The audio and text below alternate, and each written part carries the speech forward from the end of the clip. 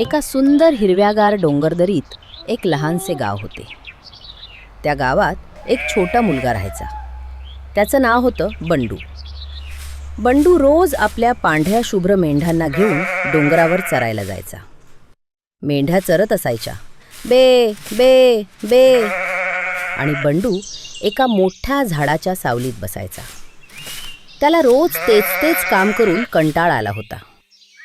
एके दिवशी त्याला एक खोडकर कल्पना सुचली. तो जोरात ओरडला, धावा धावा, लांडगा आला, लांडगा आला रे आला. जवळच्या शेतांमध्ये काही गावकरी काम करत होते. त्यांनी बंडूचा आवाज ऐकला. बंडू संकटात आहे असे त्यांना वाटले. पटापट हातात काठ्या आणि कुऱ्हाडी घेऊन ते धावत आले. कुठे आहे लांडगा, कुठे आहे? पण तिथे तर लांडगा नव्हताच. बंडू पोट धरून हसायला लागला. कसं फसवलं तुम्हाला? मी तर फक्त मज्जा करत होतो. गावकरी बिचारे रागाने परत निघून गेले. दुसऱ्या दिवशी बंडूने पुन्हा तेच केलं. लांडगा आला, लांडगा आला रे आला, वाचवा. यावेळी गावकऱ्यांना वाटलं खरंच लांडगा आला असेल. गावकरी पुन्हा धावत आले आणि बंडू पुन्हा हसला. लोक म्हणाले, बंडू, खोटं बोलू नकोस रे, हे चांगलं नाही. असेच काही दिवस झाले आणि एक दिवस खरंच काय झालं?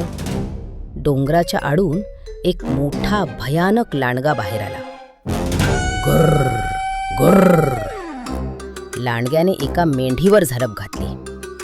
बंडू खूप घाबरला. तो पटकन झाडावर चढला आणि ओरडू लागला, वाचवा वाचवा, खरंच लांडगा आलाय, धावून या कोणीतरी. गावकऱ्यांनी आवाज ऐकला, पण ते म्हणाले, हा बंडू नेहमीच असंच करतो. आज पण तो आपल्याला फसवतोय, आपण जायचं नाही. बिचारा बंडू ओरडत राहिला, पण कोणीच मदतीला आलं नाही. लांडगा एक मेंढी घेऊन पसार झाला. बंडूच्या लक्षात आलं की आपण उगाच खोट बोलून मस्करी केली. तर मग मुलांनो, या गोष्टीतून आपण काय शिकलो?